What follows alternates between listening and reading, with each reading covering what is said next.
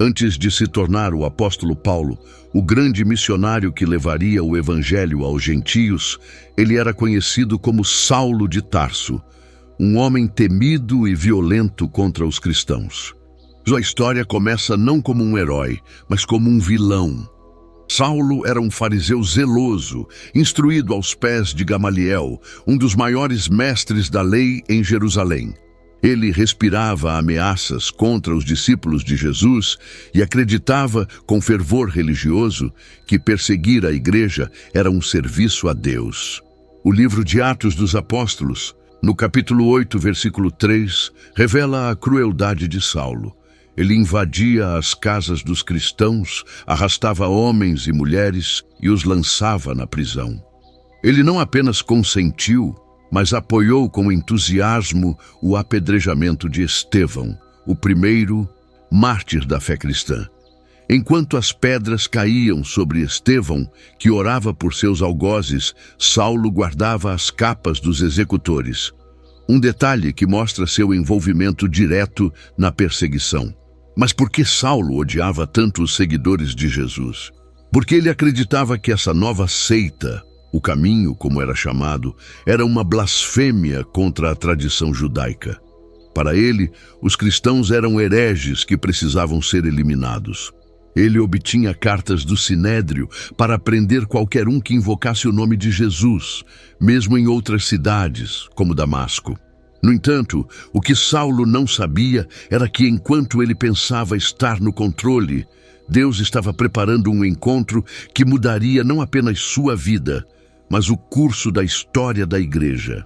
Aquele que respirava ódio e morte logo se tornaria o maior pregador da graça que o mundo já conheceu.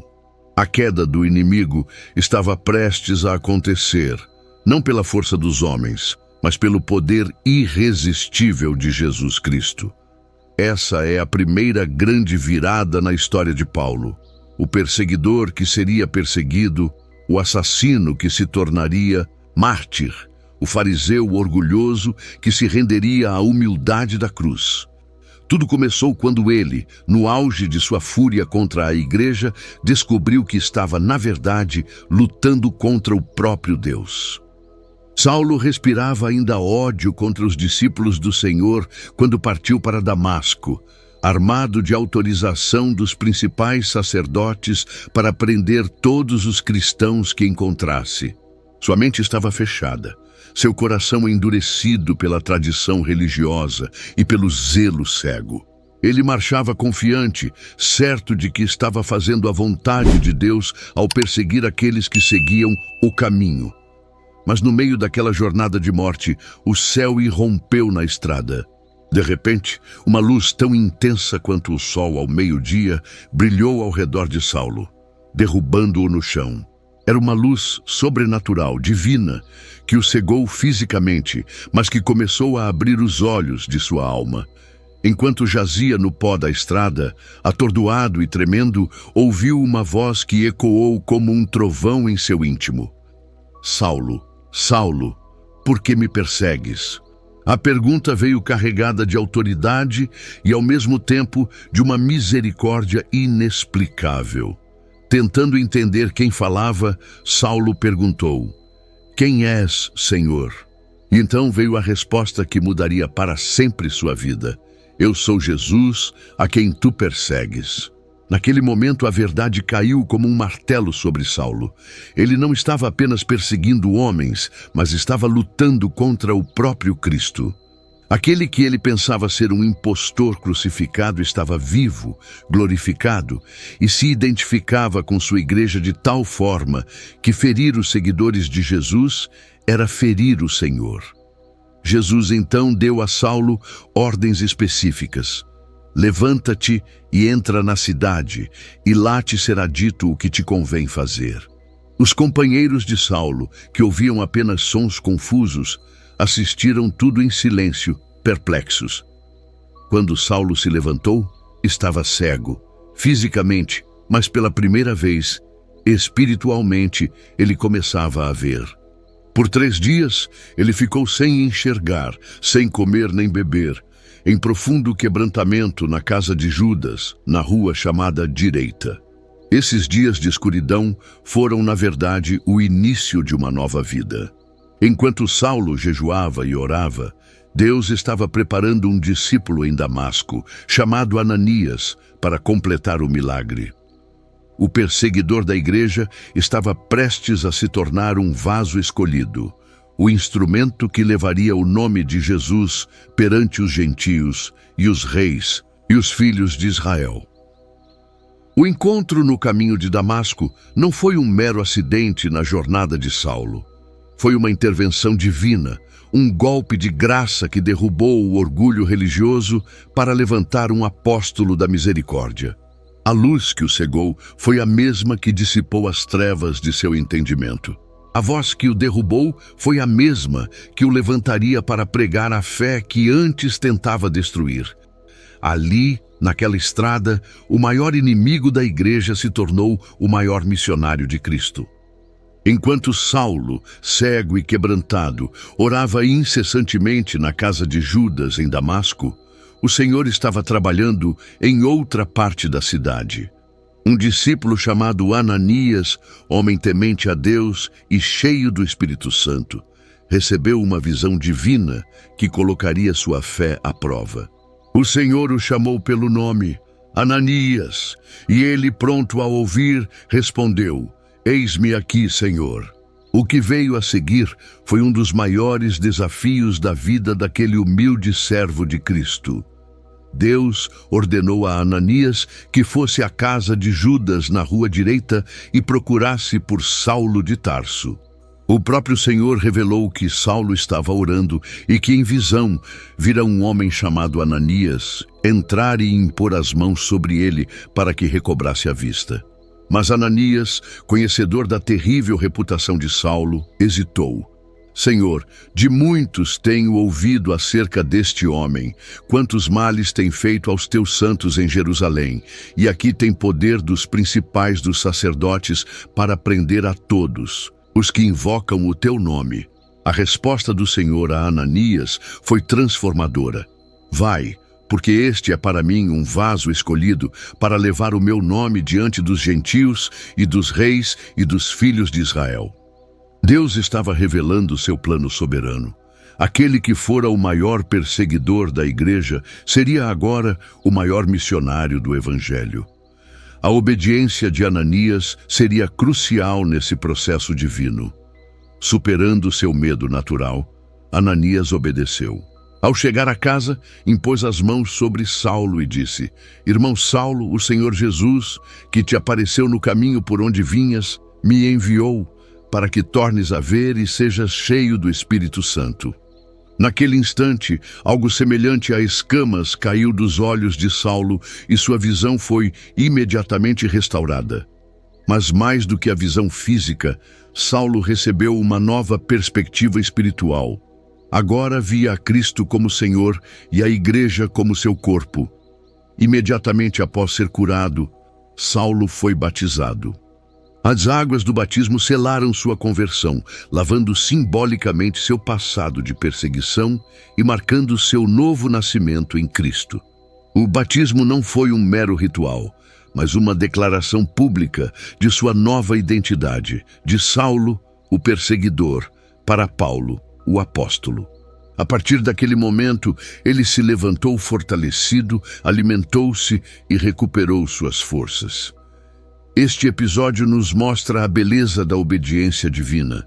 Ananias, embora temeroso, obedeceu ao chamado de Deus e se tornou instrumento para a restauração do maior apóstolo.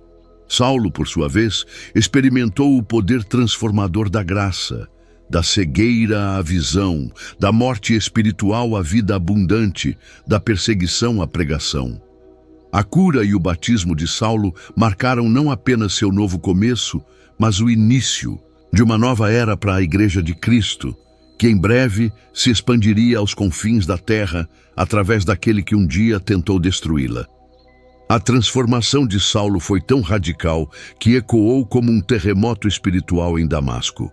Aquele mesmo homem que chegara à cidade com ordens de prisão contra os cristãos, agora se levantava nas sinagogas, cheio do Espírito Santo, proclamando: com ousadia, que Jesus era o Filho de Deus.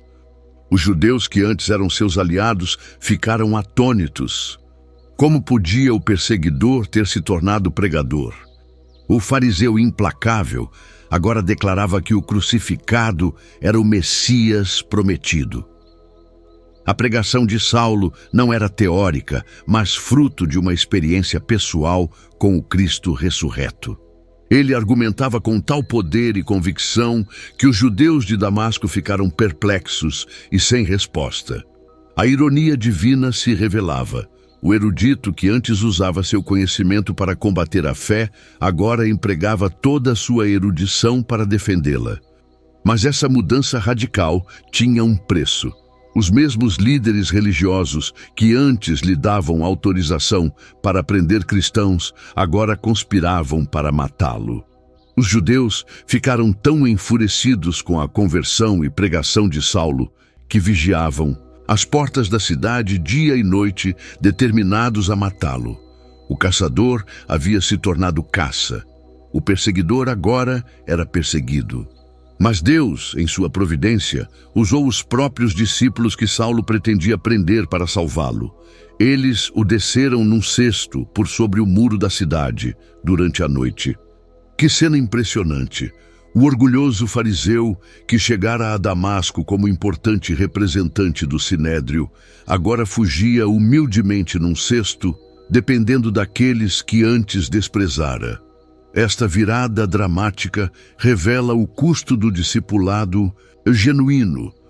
Saulo experimentou em poucos dias o que muitos cristãos enfrentam ao longo da vida: a rejeição dos antigos companheiros, o ódio daqueles que antes o aplaudiam e a solidão de quem escolhe seguir a Cristo contra a corrente.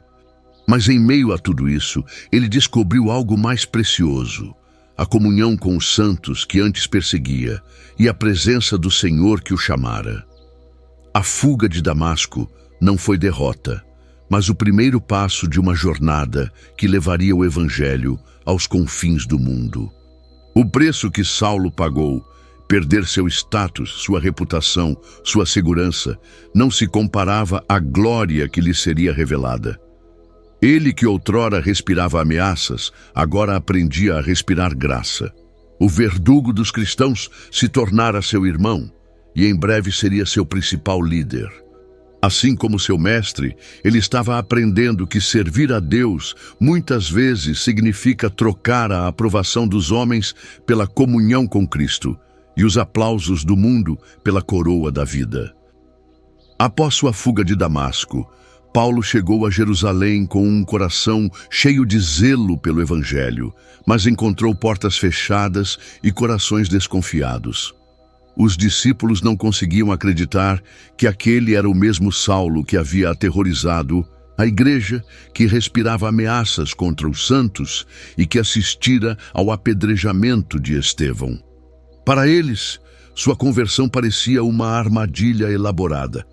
Quem poderia garantir que não era uma estratégia para infiltrar-se entre os irmãos e prender mais cristãos? A rejeição foi tão intensa que Paulo, o homem que enfrentara corajosamente os judeus em Damasco, se viu isolado, sem ter para onde ir ou em quem confiar. Foi neste momento crítico que Deus levantou um homem chamado Barnabé, cujo nome significa Filho da Consolação, para ser a ponte que Paulo tanto precisava. Barnabé, um levita de Chipre, era respeitado por todos na igreja por sua integridade e discernimento espiritual. Ele ouviu sobre a situação de Paulo e, movido pelo Espírito Santo, tomou uma decisão que mudaria o curso da história da igreja. Foi ao encontro do ex-perseguidor e o levou aos apóstolos. Com coragem e autoridade espiritual, Barnabé contou como Paulo havia encontrado o Senhor no caminho de Damasco, como pregara ousadamente em nome de Jesus e como os judeus haviam conspirado para matá-lo por causa de sua fé. Suas palavras não eram apenas um relato, mas uma defesa apaixonada da obra transformadora de Deus na vida de Paulo.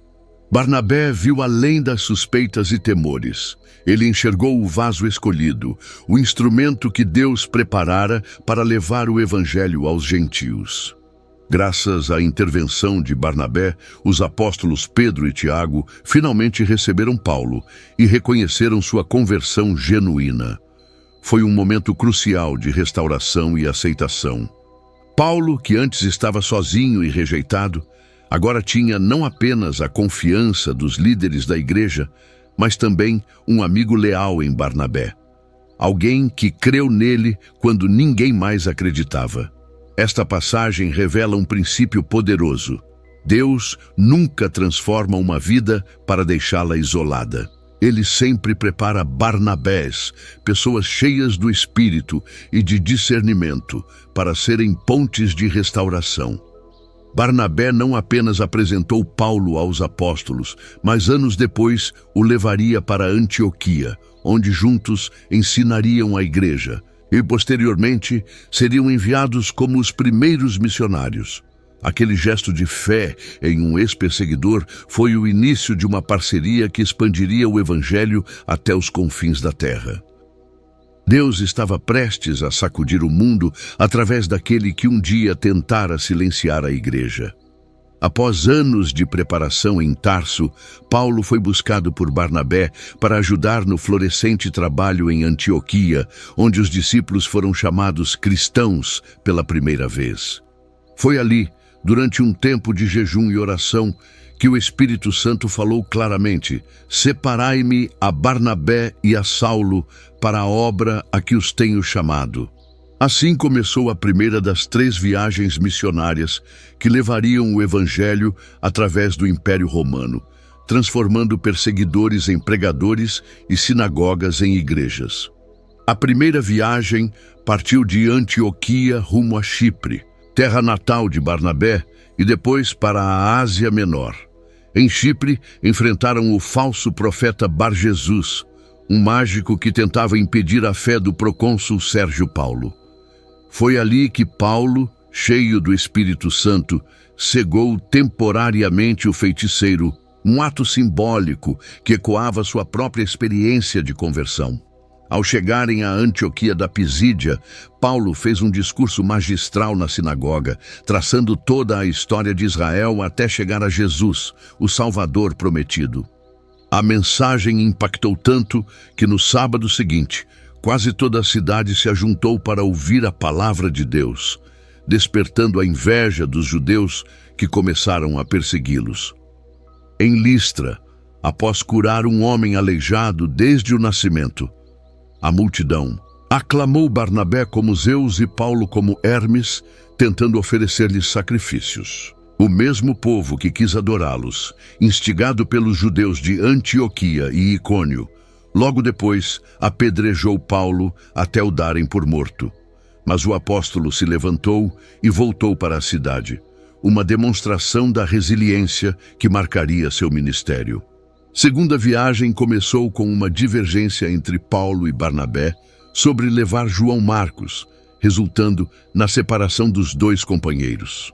Paulo, agora acompanhado por Silas, teve sua rota alterada pelo Espírito, culminando no chamado à Macedônia. Em Filipos, converteram Lídia e enfrentaram a perseguição após expulsarem um espírito de adivinhação de uma escrava, sendo açoitados e presos.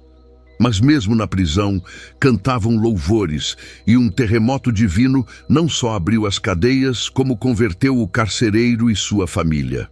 Em Atenas, Paulo confrontou a filosofia grega no Areópago, usando o altar ao Deus desconhecido para anunciar o Criador que não habita em templos feitos por mãos humanas.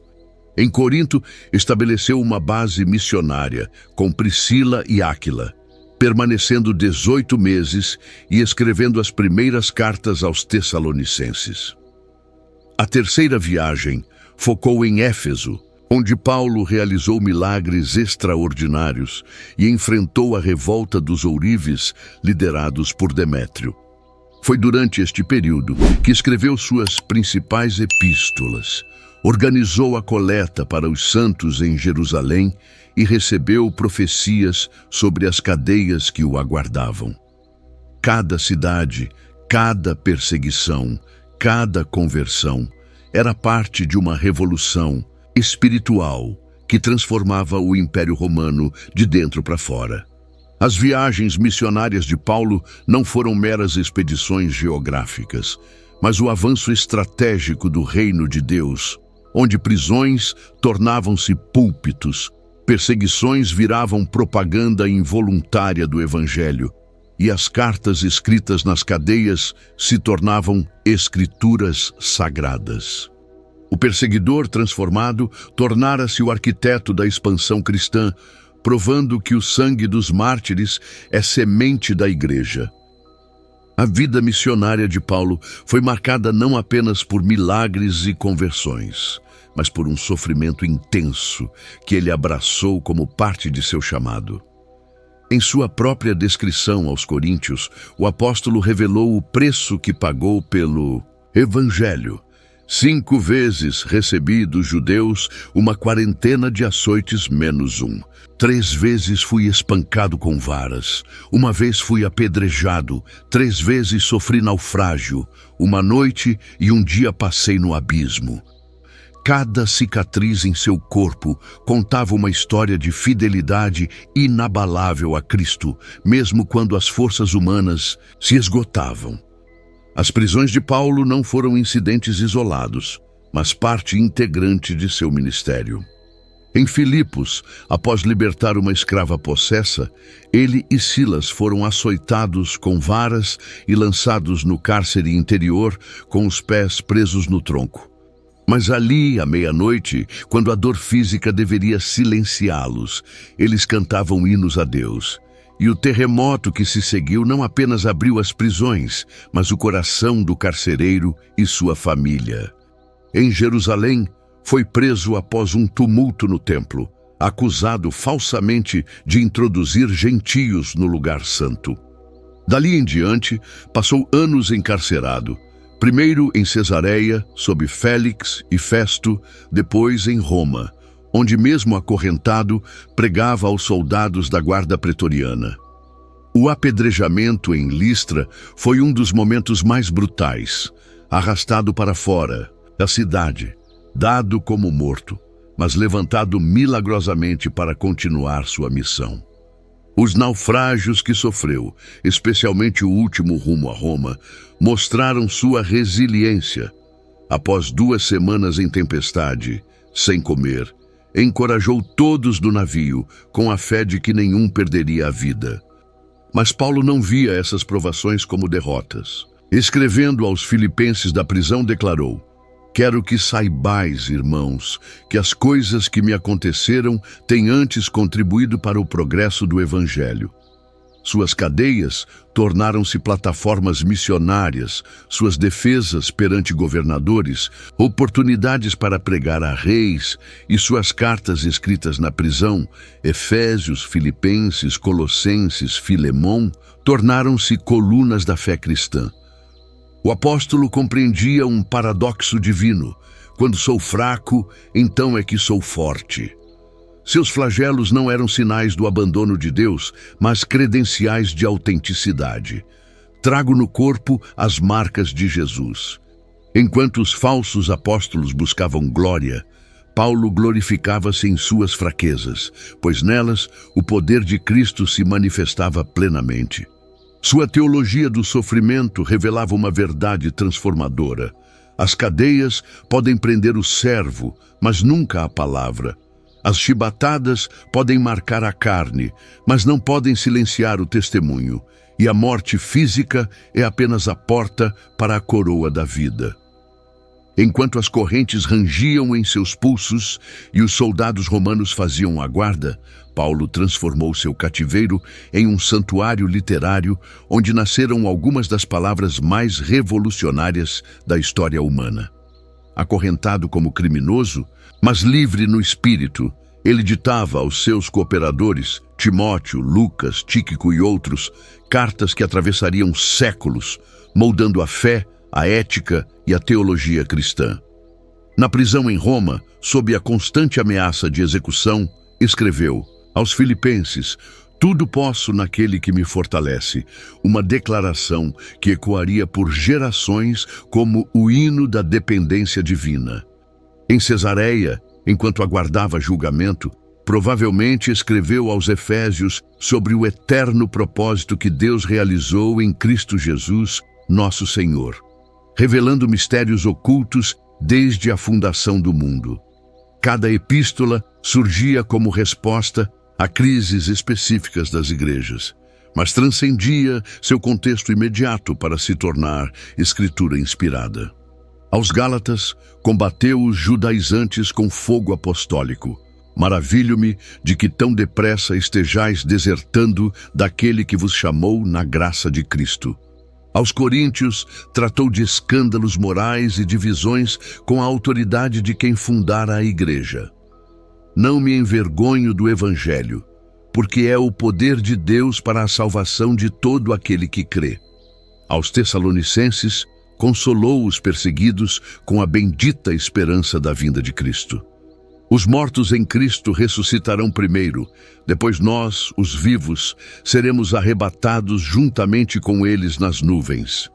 Nas prisões escuras, iluminadas apenas pela luz do Espírito, Paulo desenvolveu doutrinas fundamentais: a justificação pela fé, o corpo de Cristo como um organismo vivo, a armadura espiritual e o cântico do amor que tudo sofre, tudo crê, tudo espera, tudo suporta. Seus escritos não eram meras cartas, mas veículos da revelação divina, tanto que Pedro já reconhecia. Falou disto igualmente em todas as suas epístolas, nas quais há certas coisas difíceis de entender.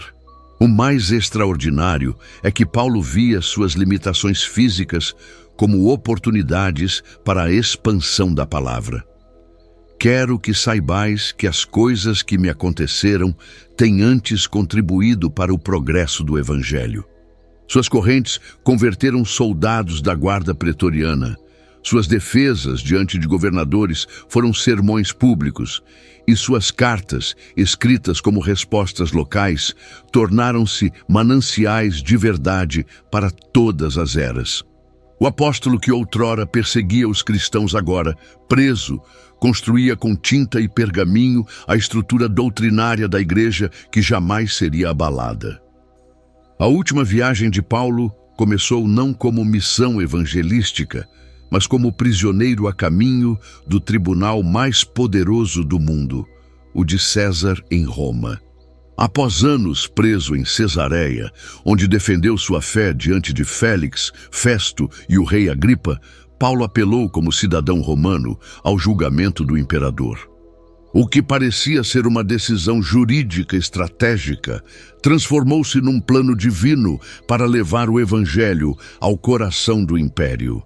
A viagem, narrada em detalhes por Lucas em Atos 27, foi marcada por perigos extraordinários que testaram a fé do apóstolo e demonstraram o governo soberano de Deus sobre tempestades e motins. Ao embarcarem no navio rumo à Itália, Paulo já advertiu sobre os riscos da viagem tardia no inverno, mas o centurião Júlio preferiu seguir o conselho do piloto e do dono do navio. Quando o vento suave se transformou num furacão chamado Euroaquilão, o navio foi arrastado por 14 dias de escuridão e desespero, com todos perdendo a esperança de sobreviver.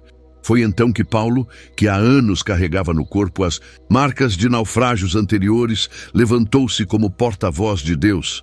Convém-vos ficar animados, pois nenhuma vida se perderá entre vós, somente o navio. A revelação divina veio acompanhada de uma razão transcendente. Deus te concedeu todos quantos navegam contigo. O apóstolo sabia que sua missão em Roma não poderia ser frustrada por ventos contrários. Após o dramático naufrágio na ilha de Malta, onde Paulo sobreviveu milagrosamente à picada de uma víbora e curou o pai de Públio, a comitiva finalmente chegou a Roma. Ali, mesmo sob custódia domiciliar, Paulo recebia todos os que o visitavam, pregando o reino de Deus, e ensinando acerca do Senhor Jesus Cristo, com toda a liberdade sem impedimento algum. Seu julgamento diante de César, que poderia terminar em execução, tornou-se plataforma para o testemunho mais ousado, como ele mesmo profetizara: ele me enviou para que também aos gentios lhes anuncie a luz. Nesta fase final, as correntes de Paulo não eram empecilhos, mas instrumentos da providência divina. Enquanto aguardava julgamento, escreveu cartas às igrejas que havia fundado: Filipenses, Efésios, Colossenses, Filemon, revelando que suas cadeias eram pelo Evangelho e que até na prisão aprendera o segredo do contentamento em toda e qualquer situação. O apóstolo, que enfrentara tempestades, serpentes e tribunais, agora via sua vida como libação sendo derramada, pronto para concluir sua carreira com a certeza de que o Senhor me livrará de toda obra má e me levará salvo para o seu reino celestial. A viagem a Roma, que começara como apelação jurídica de um prisioneiro, cumpria seu propósito eterno. O Evangelho alcançava os confins da terra, anunciado por um homem que preferia ser prisioneiro de Cristo a ter a liberdade sem cumprir seu chamado. Nas sombras de uma cela romana, onde o eco dos passos dos soldados da guarda pretoriana se misturava com o tilintar das correntes, o apóstolo Paulo escreveu suas últimas palavras com a serenidade de quem completara sua missão. Ao jovem Timóteo, seu filho na fé, declarou com solene convicção: combati o bom combate, completei a carreira, guardei a fé. Essa tripla afirmação não era um mero balanço pessoal, mas o testamento espiritual de um homem que transformara o mundo com o Evangelho. O antigo perseguidor da igreja, que encontrara Cristo na estrada de Damasco, agora estava prestes a selar seu testemunho com o próprio sangue, cumprindo a profecia de que mostraria quanto lhe era necessário padecer pelo meu nome. Paulo não partia com dúvidas ou arrependimentos. Sua vida havia sido um contínuo sacrifício vivo, desde os açoites nas sinagogas até os naufrágios no Mediterrâneo, das prisões em Filipos ao cárcere em Roma. Cada sofrimento, cada lágrima, cada carta escrita na solidão do cativeiro convergiram para um propósito maior. Para mim, o viver é Cristo e o morrer é lucro. Seu legado não estava em monumentos de pedra, mas nas igrejas que fundara, nos discípulos que formara e nas epístolas que continuariam a ecoar através dos séculos. O bom combate de Paulo não foi contra carne e sangue, mas contra potestades espirituais. Ele enfrentara heresias em Corinto, legalismo na Galácia, imoralidade em Tessalônica e filosofias vãs em Colossos, sempre com a espada do Espírito, que é a palavra de Deus. Sua carreira não foi medida em quilômetros percorridos, mas em vidas transformadas, do carcereiro de Filipos a Onésimo, o escravo fugitivo que se tornou irmão amado. A fé que guardara não era um sistema de crenças abstrato, mas a pessoa de Cristo crucificado, poder de Deus e sabedoria de Deus. Ao olhar para trás, Paulo podia ver como cada fragmento de sua história, desde seu zelo farisaico até suas cadeias romanas, fora tecido pela providência divina. O homem que outrora guardara as vestes dos apedrejadores de Estevão, agora se preparava para oferecer seu próprio corpo como sacrifício vivo. Sua execução iminente não era derrota, mas a coroação de uma vida totalmente entregue.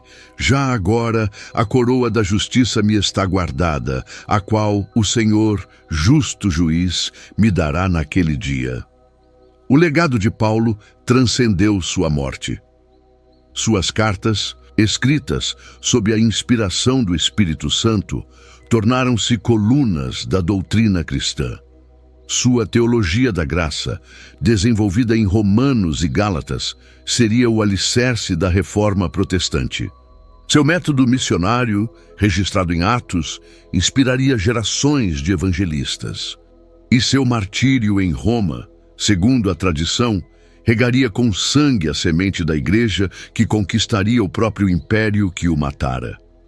Ao fechar os olhos para este mundo, Paulo não deixou um mausoléu, mas um chamado: sede meus imitadores, como também eu sou de Cristo. Seu verdadeiro epitáfio não estava gravado em mármore, mas no coração de todos que continuariam a correr com perseverança a carreira que nos está proposta, até que o último combate seja vencido, a última carreira completada, e a fé guardada se torne visão face a face. O apóstolo das cadeias partia, mas sua voz continuaria a ressoar através dos séculos, convocando santos, despertando igrejas e anunciando que a nossa leve e momentânea tribulação produz para nós eterno peso de glória. A jornada de Paulo não é apenas uma história do passado, mas um manual vivo para todo cristão que deseja caminhar com propósito e poder nos dias atuais. A primeira lição que extraímos de sua vida é a transformação radical pela graça. Saulo, o fariseu violento, tornou-se Paulo, o apóstolo da misericórdia, provando que nenhum passado é tão sombrio que a luz de Cristo não possa redimir. Sua vida nos ensina que o encontro genuíno com Jesus não é apenas uma mudança de religião, mas uma revolução de identidade. Quem antes destruía a igreja passou a edificar o corpo de Cristo com a mesma intensidade. Essa graça transformadora está disponível para todos que, como ele, se rendem ao senhorio de Cristo, não importa quão distantes possam parecer. A segunda lição é a coragem em meio à adversidade. Paulo enfrentou açoites, naufrágios, fome, perseguição e traições, mas em nenhum momento permitiu que as circunstâncias definissem seu compromisso com o Evangelho. Seu segredo estava na perspectiva eterna. Porque para mim tenho por certo que os sofrimentos do tempo presente não são para comparar com a glória que em nós há de ser revelada. Quando preso, cantava louvores. Quando rejeitado, plantava novas igrejas. Quando fraco, descobria a força de Cristo. Para os desafios atuais, seja crise de fé, perseguição velada ou tentações do mundo, Paulo nos mostra que a vitória não está na ausência de lutas, mas na presença do poder de Deus que se aperfeiçoa na fraqueza. A terceira e mais urgente lição é o foco inabalável no essencial. No fim de sua vida, Paulo não se regozijava em conquistas pessoais, mas na fidelidade à sua missão. Não me envergonho do Evangelho, porque é o poder de Deus para a salvação de todo aquele que crê. Em uma era de distrações digitais e cristianismos diluídos, seu exemplo nos chama de volta ao cerne, conhecer a Cristo e fazê-lo conhecido. Seus últimos dias na prisão romana revelam o que verdadeiramente importa. Enquanto o mundo via um prisioneiro esquecido, o céu registrava um guerreiro coroado, deixando como legado não bens materiais, mas vidas transformadas e verdades eternas. Essas três lições, transformação pela graça, coragem na adversidade e foco no essencial, não são conceitos teóricos, mas chamados à ação. Paulo não nos convida a admirar sua história, mas a imitar sua fé, certos de que o mesmo Deus que o sustentou nas masmorras romanas está conosco nos desafios do século XXI. Seu testemunho final ecoa através dos tempos. A vida com Cristo vale todo o sacrifício, e a coroa da justiça aguarda todos os que, como ele, amam a sua vinda. Esta é a herança imortal de Paulo. Não um monumento de pedra, mas um chamado ao combate, à carreira e à fé que transforma o mundo. Que essa mensagem tenha edificado sua vida. Agora quero saber de você. O que Deus falou ao seu coração hoje? Deixe seu comentário aqui embaixo. E se Deus te abençoou, compartilhe com alguém que também precisa ouvir essa palavra. Não se esqueça de deixar o like e se inscrever no canal. para continuar recebendo conteúdos que vão fortalecer sua fé. Que Deus o abençoe poderosamente. E até o próximo vídeo.